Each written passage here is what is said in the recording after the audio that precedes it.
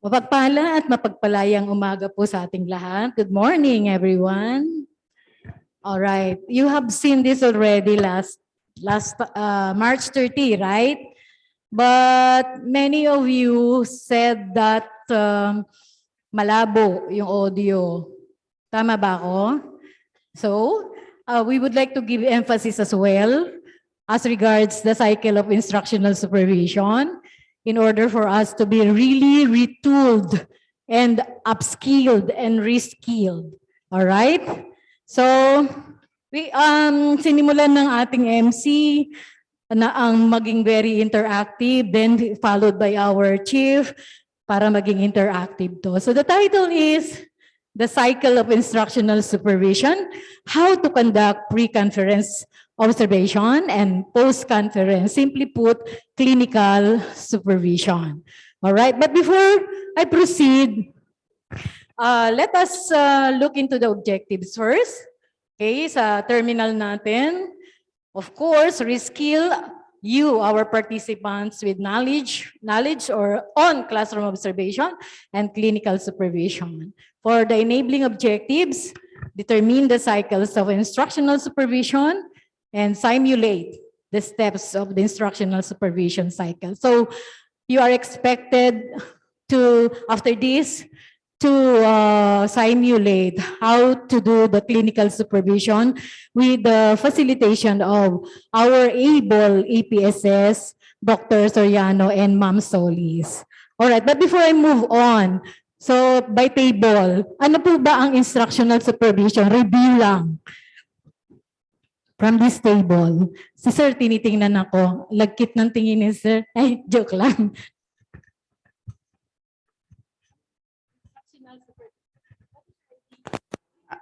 When we say instructional supervision, helping the teachers po in terms of delivering instruction. Very good, sir. In this table, kayo po, kayo ma'am, in green, lady in green. Good morning to everyone. When we say instructional supervision, it could refer to guiding the teachers or mentoring the teachers regarding how they develop and implement the lesson. Antonio, gusto mo magsalita? Antonio, nakikita ko sa iyong mga noo na gusto mo magsalita. Good morning po. Ma'am, yung instructional supervision, this is to ensure that the implementation of our educational mission will be properly cascaded sa ating mga teachers. Oh, very well said. All right. Dito po, sa table na ito. O, si ma'am, naging smile na siya. Instructional supervision is parang monitoring of the progress of the teachers as well as the learners. Okay. Talagang alam na alam nyo to because kung nag-MA kayo, you have taken this in your administration and supervision courses, right? All right. So let's move on. Tama naman lahat ng sinabi nyo. Okay? Bottom line, help teachers to improve their teaching practice. Tama naman. Okay, let's look into the two definitions I got from Malonzo in 2016 and another one very close to what we are going to discuss today. So it is a situational process requiring constant decision making where administrators provide meaningful feedback. Hindi lang basta feedback. Meaningful feedback, critical feedback, right? Reflective feedback. And direction to teachers that can have a profound effect on improved student learning. Second, ito yung very close sa gagawin natin mamaya. A process. So it's a process designed to improve instruction by conferring with the teacher on lesson planning. So there is a need to look into the lesson plan. It's a no-no that you provide TA without a lesson plan, okay? Observing the lesson, analyzing the observational data, and giving the teacher feedback about the observation. Review lang, di po ba? Am I right? is a review. All right, what is the primary objective of supervision? First, to provide positive feedback, to help teachers develop their strategies and skills, diba? To diagnose and solve teaching problems, and to evaluate teachers for promotion and appointments. Now, let's move on to the next slide. One of the instructional supervision technique is classroom supervision. Maraming instructional supervision techniques, okay? One of which is classroom observation. The others, if I may mention, yung teacher's visitation, research, marami yun, mga 8 yun. Mga 8 yung instructional supervision techniques. But what is very common to us is classroom observation. Lahat naman yung ginagawa natin, alright? O hindi ko na to, lalagpasan ko na to because you know this already. Okay? Now, let's move on to the definition or description of clinical supervision. Kasi yung cycle na ginagawa natin, yung pre-conference, observation, and post-conference is the cycle, no, of the clinical supervision. So how is it described? It is described as though the instructional supervision is working in a clinic, no? Kaya nga clinical, and records observations made as they occur because he or she wants to help the teacher improve his or her teaching. Okay? So nandun lagi yung to improve teachers' practice of teaching. Okay? It is also a process that focuses on the improvement of teachers' classroom instruction through observation and collection of records of what the teacher and students do in the classroom during the teaching and learning process. Another, there is a gradual shift of responsibility for the teacher's improvement from the school head and us, no, to the teacher himself.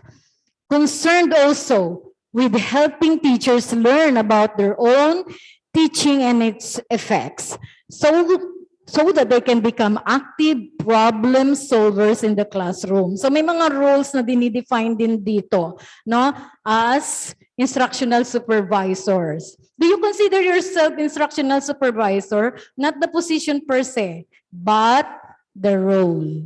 Okay? The role. So it's founded on open communication and cooperation between the supervisor and the teacher. The aim of the observation is not, ito pinakamahalaga, no, para sa akin, as far as I am concerned. It's not to evaluate and pass judgment. When you observe, you pass judgment to your teachers. Oh, if you are doing that, so gone are the days when you are doing that. But to identify what problem areas need to be assessed or need to be addressed. Okay? Now, let's look into the clinical supervision cycle, care of Ma'am Remy. Okay, so you see here the 3 phases of clinical supervision cycle or observation cycle. Actually, 5 yan, no? Pre-conference phase, observation phase, observation analysis, post-conference phase, and post-conference analysis.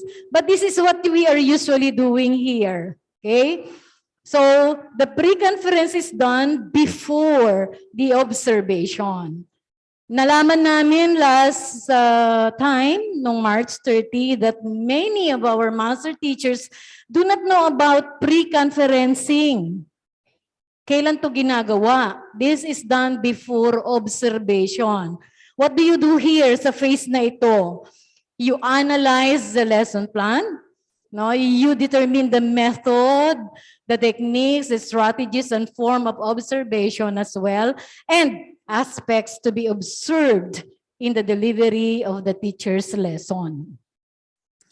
Ang alam ko ginagawa natin yung practice ng division nila Ma'am Remy nagpi-pre-conference mo na sila bago mag-division demo. No, yung bago i-observe yung teacher for the division demo, talagang todo-todo yung pre-conferencing. They do that. But in our class, in our respective schools, parang we do not do this. No? Okay. The next phase is a observation phase. This is done during observation. It is here, in this phase, where you write down all your observed activities during teaching and learning process. Dito na kayo nag-gather ng observational data. Okay? So, tumatango yung iba sa inyo, ibig sabihin, alam nyo talaga to, kaya nga retooling po tayo. Okay? Kumbaga nire-revive namin ang inyong skill. Okay? Kasi parang, sige lang, ganun, parang ganun na lang, observe lang, tapos bigay lang ng mga recommendations without even doing the right way of doing the supervision, okay? So nag-pre-conference na kayo. Sa observation phase, dahil nag-pre-conference na kayo, dapat mayroon ng improvement yon. Kaya nga clinical. Nagamot nyo na primarily it's not I would not like to say a very problematic situation during the pre-conference. So nagamot nyo na doon, right? Pero kahit nagamot na ng konti doon sa pre-conference, mayroon pa rin tayong nakikita, right? Okay. Why? Because we would want to really improve the practice of the teachers. Kasi ang magbe-benefit naman talaga nito are our children. Okay? Lagi natin, mantra natin yung para sa bata, para sa bayan. Pero are we really doing the right thing para sa bata? Okay? So next phase is the post-conference phase. So lalaktawan natin yung observation analysis. Kasi part na yun ng supervisor. Part nyo na yun. Kayo yung mag-a-analyze at magre-reflect paano nyo ginawa yung inyong observation phase. Now, yung mga manner of doing this, yung mga behaviors ninyo, mga reactions ng teacher, mamaya ay i-demonstrate po sa atin ni Ma'am Remy at ni Ma'am Solis. They will be facilitating us in doing it correctly and in the right manner. Okay? Ang post-conference phase is ito na yung feedbacking and reflecting. So, both of you are reflecting, but most of the time, yun nasa part ng teacher ang pagre-reflect. Paano siya makakapag-reflect? Paano kaya siya makakapag-reflect? What do you think? Will you do in order to elicit the right reflections and critical reflections? Ano kaya mamang dapat gawin? Siguro tatanungin po yung teacher, ano yung feeling niya? Thank you, ma'am. Tama ka naman doon. Alright, so questions are being thrown to teachers, alright? So ano kaya yung mga tanong na yon? O yon ang mamaya pag-uusapan natin, alright? Okay, after observation, yun na yon, yung post-conference, magpo-post-conference analysis. Si supervisor pa rin yon. Pero you could do it with your teacher. Pwedeng ikaw lang, ikaw mag-a-analyze it. But we will not emphasize that. Ito lang yung emphasis natin, tong cycle na ito. Okay? Alright, so let's move on to the next slide. Okay. Stage 1, yung pre-observation conference. This refers to this stage when the supervisor and the teacher meet and discuss their plans for the supervision process. You discuss here, you agree here, may mga agreement kayong gagawin dito sa pre-observation conference. Okay? Now, ano yung mga aims or ano yung mga objectives natin for pre-conference phase? This is to develop class observation framework and agreement between supervisor and teacher. You agree with the time, the day, the section that you will be using, and others that are important aspects, no? As you do the delivery of the lesson, as the teacher do the delivery of the lesson. You also have to create cooperation here. Humanitarian relations, hindi yung naggagalit-galitan kayo o kaya tinatakot nyo si teacher o kaya pinipersonal natin si teacher, okay? And also you have to create good rapport between the supervisor, between you and your teacher. By the way, sino yung mga bagong master teacher? One. Okay, ang dami. Actually, kayo naman talaga yung target namin. But it's good that we have some master teachers too here. No? Okay? Kailangan din siguro nilang ma-retool. Okay? Ano pa yung natin dito goals? Create an intimate. Pag sinabi natin intimate, alam nyo na yan, di ba? Kailangan pa bang i-memorize yan? And collaborative atmosphere. So tutulungan nyo, sabi kanina nung isa, to help the teachers, to guide the teachers. Okay? Okay. So identify also the aspects to be developed by teachers. Baka ang kanyang technique or strategy is not so much aligned or it's not bagay sa mga bata. Okay? Baka dulong section na yung section 100 o section 99. Tapos yung kanyang technique ay hindi bagay dun sa section na yon. So you have to look into that as well. You talk about it. Okay? And teacher's attention should be translated to observable behavior. Yung COT ninyo, may mga observable behaviors doon. Like, for example, yung number 1 objective ng COT ninyo, number 1 indicator, apply knowledge and skills across learning areas. So, pag sinabi mong ganon, parang integrative yun, no? Integrated ang mga subject areas, i-observe nyo yun. Si teacher ba?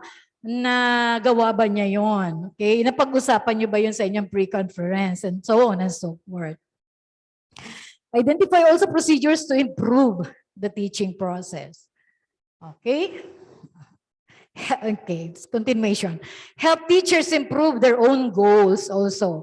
Set time, nasabi natin, select the classroom observation instrument. Kami mga PSDSS, kasi nga hindi naman kami nagre-rate sa inyo, no? What we use is the STAR. Is the STAR approach. Alam niyo yon, the STAR approach. STAR, S stands for situation. T stands for teacher's action. A stands for audience, and R stands for result. And we use also the observation notes. Yun ang ginagamit namin mga PSDSS. Okay, the last goal here is clarify the context of teaching by looking at the data to be observed or recorded. So kailangan yung clarification. Kailangan talaga maliwanag yung context ng pagtuturo. Ano yung context ng kanyang lesson pati. Okay? Importante din yun. Alright? Ano yung steps doon sa pre-conference? Build rapport. Paulit-ulit natin sinasabi, build rapport between the supervisor, the observer, the master teacher, and the teacher. Second, clarify roles. Ito, importante ito. Sasabihin nyo sa kanila na you are not there to terrorize. You are not there to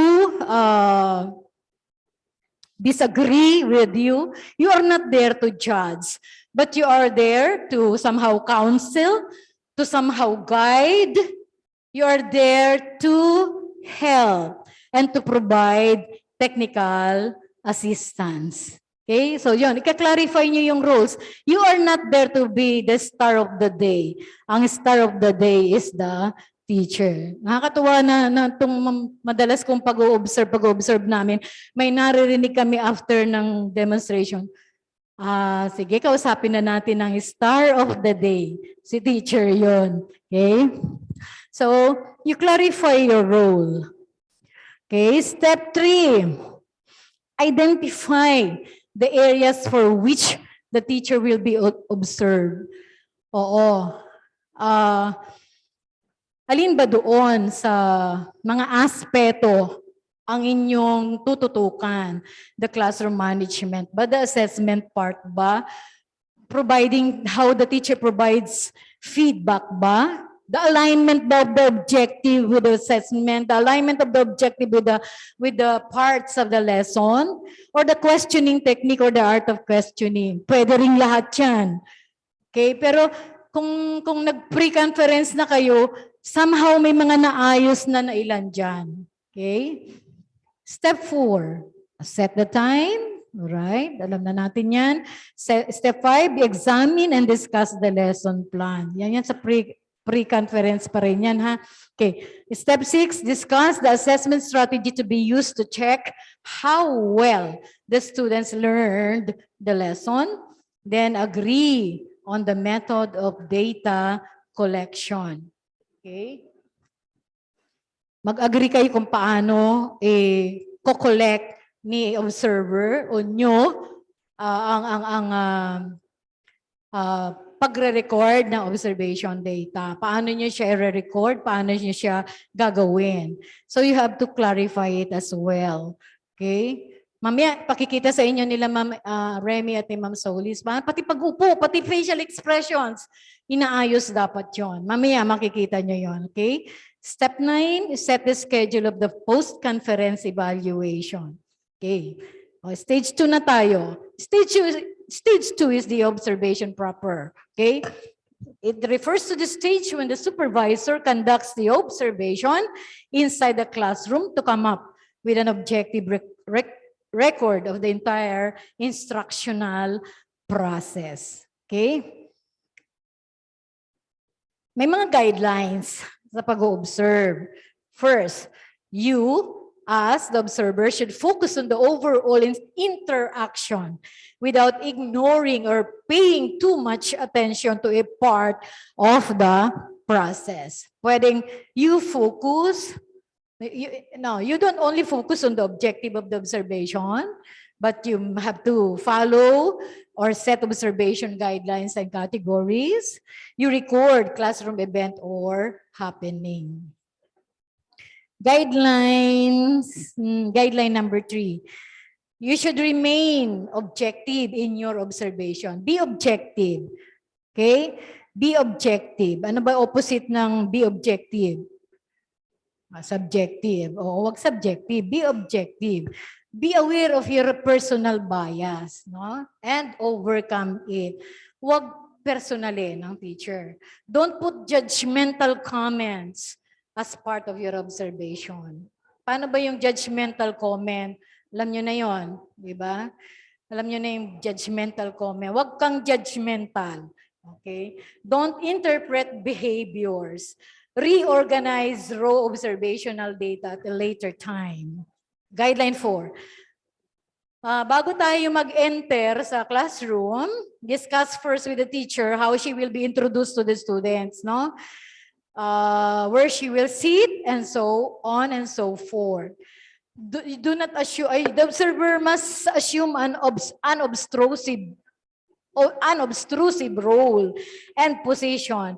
Ang ibig sabihin ng unobtrusive, yung hindi kayong pa-star, yung you attract too much attention. Okay? Yun ang ibig sabihin nun. And even your position when entering the classroom. Okay? Dapat maliwanag yun at maayos. It is important, guideline 5, it is important that the supervisor records or describes what actually happened. And not make a judgment, again, paulit-ulit ito, and not make a judgment based on one observation. Because the teacher and the students have their own reasons for what they do inside the classroom. Okay. Dito may example, sabi rito, class started late. Tama ba yon? Latecomers ignored. Most students inattentive. Lesson plan not followed properly. Dapat yung maganda muna, start with the positive. You started with a good topic presentation. Parang ganun, no? Now, we go to stage 3. Wag na yan kasi yan yung sinasabi kong post-observation analysis. Okay. Doon tayo sa post-conference. Yan. Post-observation conference.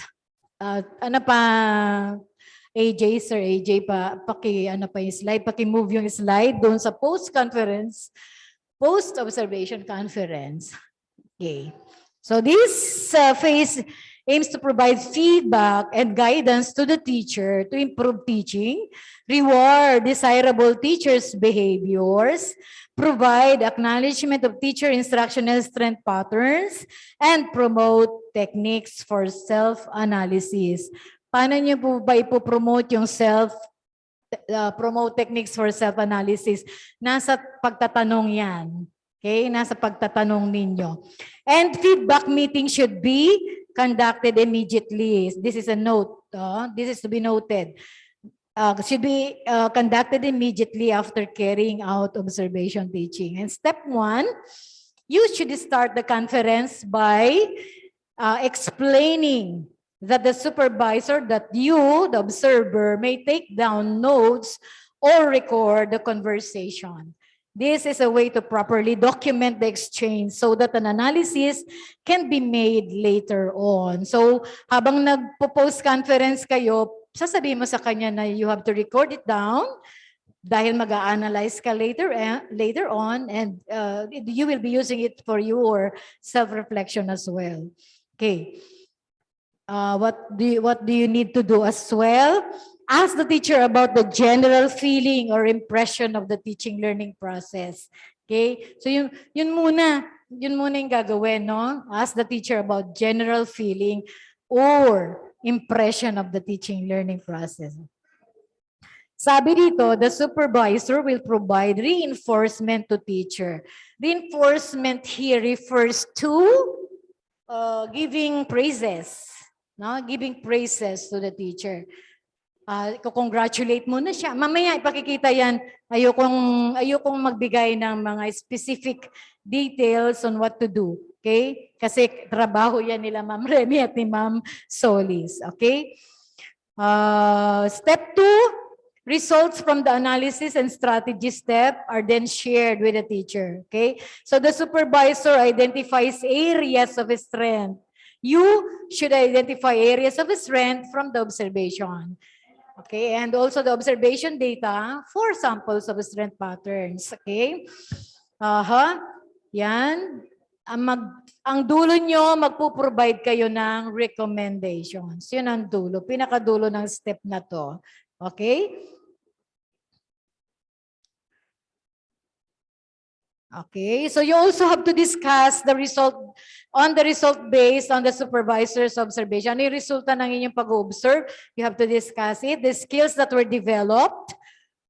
Nung nag-pre-conference kayo, wala yon. Pero nung observation proper na, nung demonstration proper na, nagkaroon siya ng development, no? Skills development. And achieve those that were not achieved. So pag-usapan niyo yung that were not achieved. Okay?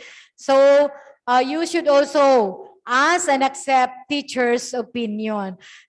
Elicit, if possible, elicit data from teachers. Elicit answers from teachers. Not you doing all the talk. Not you giving all the recommendations and whatever, mga pangaral. Kundi elicit, paano niya mapapabuti pa from them, no? Elicit from them the things to be improved, that the things that need to be done, okay? Hindi yung kayo ang magsusubo, parang spoon feeding. Siguro lang kung talagang hindi ma-elicit sa teacher, parang ano ka rin parang teacher ka rin that time, no, na magbigay ka ng clue, magbigay kayo ng cue para talagang manggaling sa kanya, not from you. Why? Because he will own it. She will own it, and that it will be embedded sa kanyang isip. Ganun pala yun. Talagang matututunan niya from you. Okay? See to it, talagang may matututunan siya from us. Okay? Kasi yun nga ang very aim natin. The bottom line here is to improve the practice of the teacher. Okay? All right. Let's move on to the next. Ito na. Malapit na po ako matapos. The supervisor and the teacher make a list of possible alternatives or plan of action for the next lesson. Okay, despite ng free conference, may nakita ka pa rin sa observation proper, then pag-usapan ninyo yon for the next lesson. Okay, stage 5, step 4 rather, you and the teacher agree on the details of the next round of the clinical supervision cycle. Okay, paano nyo sasabihin nyo yung susunod? Papasukin kita ulit ha, ganun ba? Hindi, di ba? So there is a proper way of doing so. Okay, mamaya makikita nyo yon. Alright? Stage 5, hindi ko na yan. Okay, wala na yung stage 5. Kasi si supervisor na yan, ikaw na yan, mag-analyze ka sa mga ginawa mo at na-observe mo. And the cycle continues until new focus is identified. So for our next activity, you will be viewing a recorded teaching demonstration for 30 minutes. Then the simulation and facilitation will follow. Nagagampanan po ng ating batikang mga clinic supervisors. Opo, 30 minutes lang po. Okay?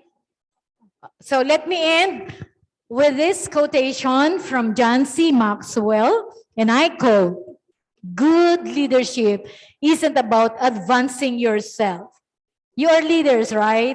We are leaders, okay? But it isn't about advancing ourselves. It's about advancing your team, by John C. Maxwell. That's all. Thank you for listening. Be ready for the simulation. God bless everyone. May I call on now the MC, or shall we proceed? We proceed na, no, to the. Kunting minuto lang yun, Sir AJ, na download na. Then later on, I'll be giving you mga recorded teaching demo. Yan, i-observe nyo yon. Yun yung gagawin nating observation proper. Okay? Hindi na tayo magpi-pre-conference. Gawin nyo yan sa inyong simulation later. Okay? Panonoorin nyo yon and then ipaproseso. And we will be helped by our other speakers and facilitators, Dr. Remelinda Soriano and Ma'am Amalia Solis.